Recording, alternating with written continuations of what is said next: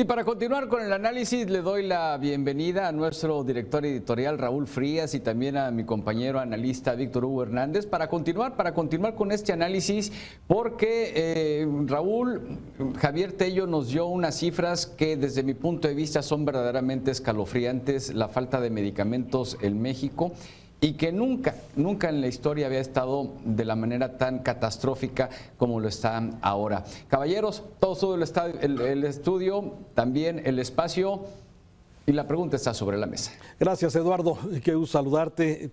Interesante, Víctor, esta charla que acaba de tener Eduardo Manzanares con Javier Tello, el doctor que acaba de escribir este libro. No lo he leído, pero es escalofriante, como bien dice Eduardo, escuchar estas historias, escuchar, lamentablemente, cuando hablamos de desabasto de medicamentos, sí, no nos referimos muchas veces a la tragedia que significa en las familias no encontrar un medicamento para salvarte la vida, sí, y eso es una tragedia para México.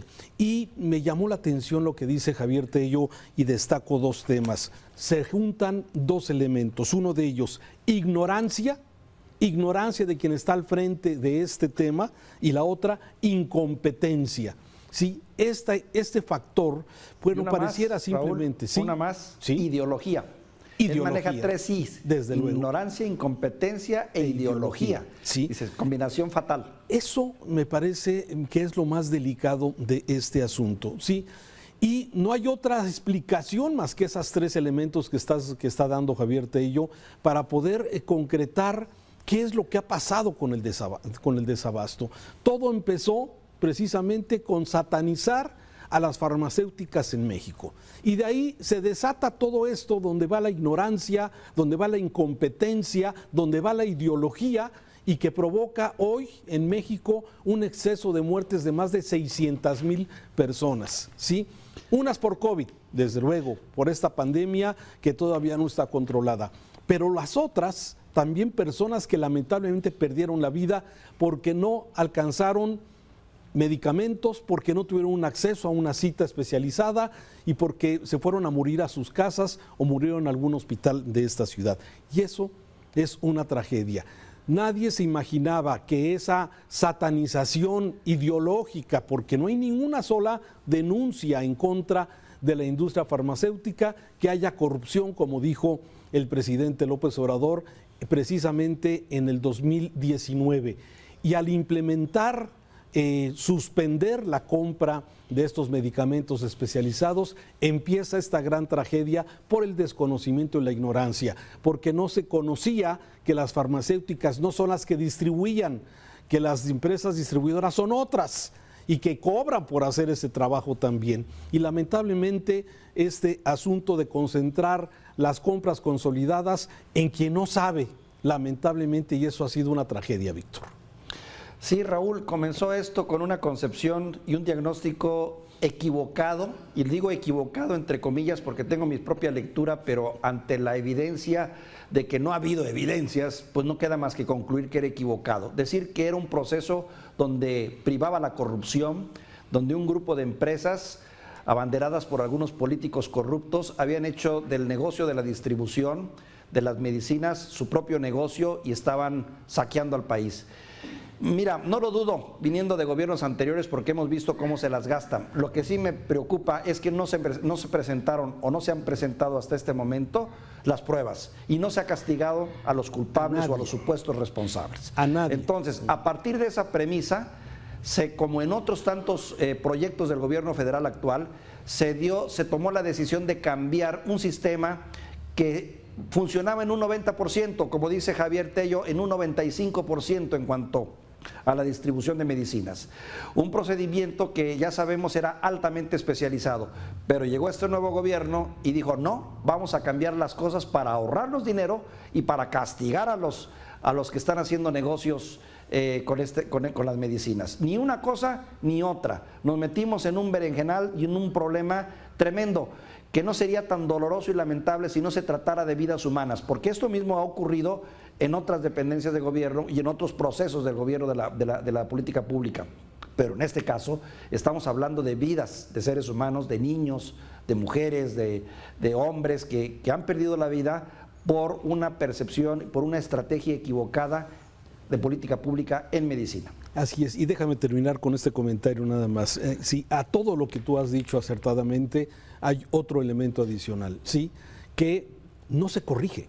O sea, te das cuenta del problema, te das cuenta que las compras consolidadas que llevaba más bien el Seguro Social y que lo hacía más bien, como lo ha dicho Javier Tello, con un 90% de abasto regular, se las quitan, se las dan a Hacienda.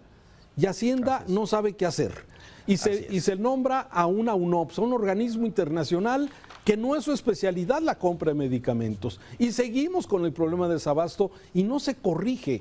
Ignorancia, incompetencia e ideología, lo has perfectamente y a un director, a un titular de INSABE, con todo respeto, no tengo nada contra él, pero que pues es arqueólogo o antropólogo, creo, Juan Ferrere, que ha demostrado una ineficiencia y una incapacidad para poder solucionar el problema. Y ahí lo tienen, más por la lealtad y por la simpatía a la 4T, a la llamada 4T, que realmente por su eficacia. Ese es el problema luego de poner amigos y poner gente leal, que la lealtad es un valor, ni duda cabe, pero si no va acompañada de la eficiencia, de la capacidad técnica y de la habilidad, pues caray, flaco favor se le hace al país.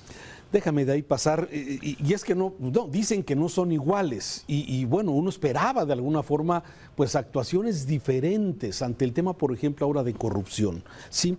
Hoy se ha dado a conocer por parte de Mexicanos contra la Corrupción otro tema, el tema de cómo vive uno de los hijos del presidente López Obrador en Houston. Se han dado a conocer las imágenes de residencias de varios millones de pesos que valen estas casas en Houston, ¿sí?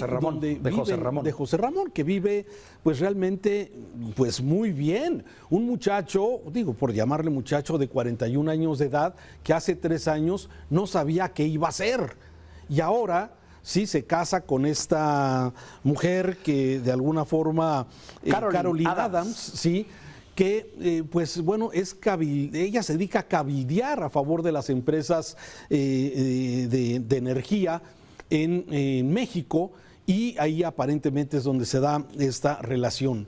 Me parece que bueno, pues se casó con una, dice López Obrador, con una persona que es millonaria, aunque no hay ninguna evidencia de que ella provenga de una familia millonaria. No hay ninguna evidencia, porque el presidente dice, bueno, se casó con una millonaria.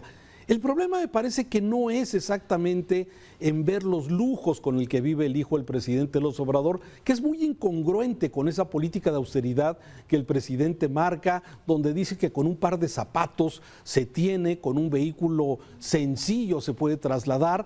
Pues vemos que su hijo pues no anda en Mercedes, tiene en su casa sala de cine, tiene alberca, o sea, muy lejos de la austeridad.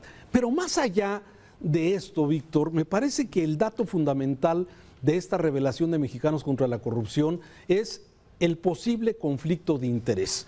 Su esposa él vivió 19 y 20, hace un año, vivió en una casa que es propietaria de uno de los directores de una empresa que le ha vendido a Pemex por lo menos $150 millones en diferentes tipos de negocios.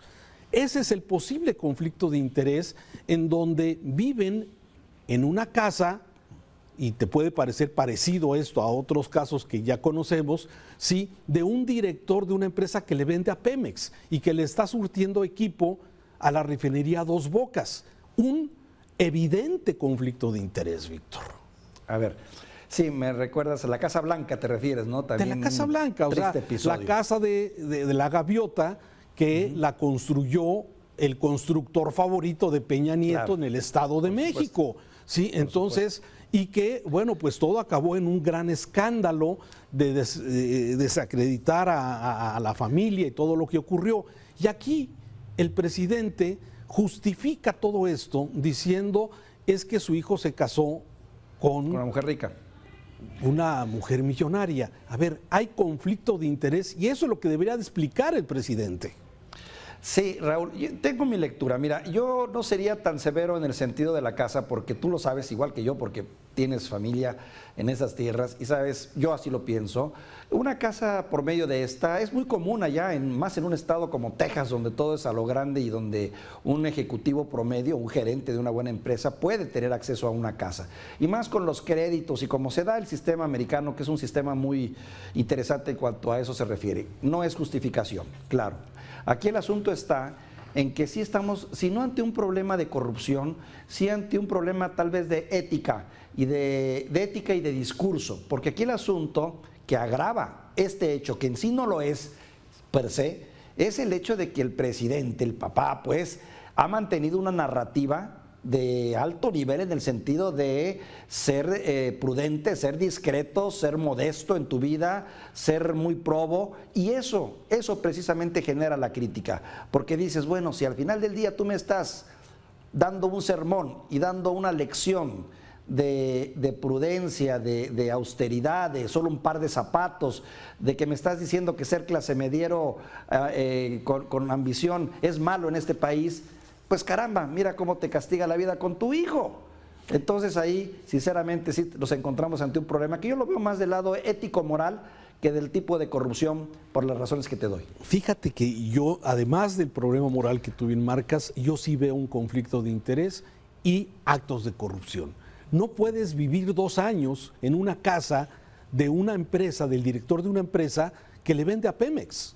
No deberías. No deberías, hay un conflicto de interés evidente, pero ese tema no se ha abordado en detalle. Se ha abordado este asunto de la incongruencia, de la austeridad que llama el presidente, y coincido contigo, es un tema de carácter ético-moral. Pero el problema de conflicto de interés, a mí me parece que es muy, muy evidente que hay un conflicto y que esto pudiera tener otras cosas. Después de 2 años vivir en la casa de ese director de esta empresa, de la empresa que se llama, ahorita te lo digo, aquí está Baker Hughes, el directivo Baker Hughes. Baker Hughes, sí, precisamente. Una de las empresas más grandes a nivel mundial. Así es. Baker Hughes, sí, Entonces, global, es una de las empresas más poderosas a nivel mundial, ahí, en materia de petróleo. Víctor, vivir 2 años en una casa de un director que le surte a Pemex, perdóname, hay un conflicto de interés evidente y ese es el tema que debería ser abordado. Más allá de que si se casó con una millonaria, más allá de las mentiras que se siguen diciendo sobre el tema, de tratar de decir es que mi hijo pues ya tiene 41 años, ya es mayor, ellos pues tienen su forma de pensar. Sí, entendiendo todo eso, hay un conflicto de interés. Hay una serie en Netflix, perdón por el comentario, Raúl, que me llamó mucho la atención porque refleja cómo es la política en Suecia, ¿no? Y es muy interesante. Lleva el título de La casa donde se opera el poder y donde se junta el parlamento. Y recuerdo que la primera ministra tiene un pleito con su esposo porque él tiene acciones en una empresa que había comprado desde hace años atrás, antes de que ella fuera primera ministro. Pero le dice, tienes que dejarlas, porque de lo contrario me van a acabar y me va a costar la chamba. Entonces tú ves los estándares, es una serie de ficción obviamente, pero tiene mucho dejo de verdad, como en otros países más avanzados, detalles nimios, menores, en las que nada más hay una insinuación de que hubo corrupción, son suficientes para que te vayas a tu casa. Pero desafortunadamente estamos en México y nuestro nivel todavía de, digamos, de ética y de moralidad no han llegado a eso. No, a ver, Bartlett, la exsecretaria de la Función Pública, los hermanos del presidente, la lista es enorme, el secretario particular del presidente formado depositando dinero en efectivo en carrusel. Víctor, ¿qué más evidencia quieres? Que lamentablemente son muy parecidos, yo diría que hasta son peores. Gracias, Víctor. No puedo defender la causa, mi querido Raúl, y espero que ellos la sepan defender y argumentar, porque sí se exige una explicación, pero no solo una explicación, una investigación. Pero vamos a ver en qué queda esto. Te mando un saludo, Raúl. Gracias, Víctor, un saludo.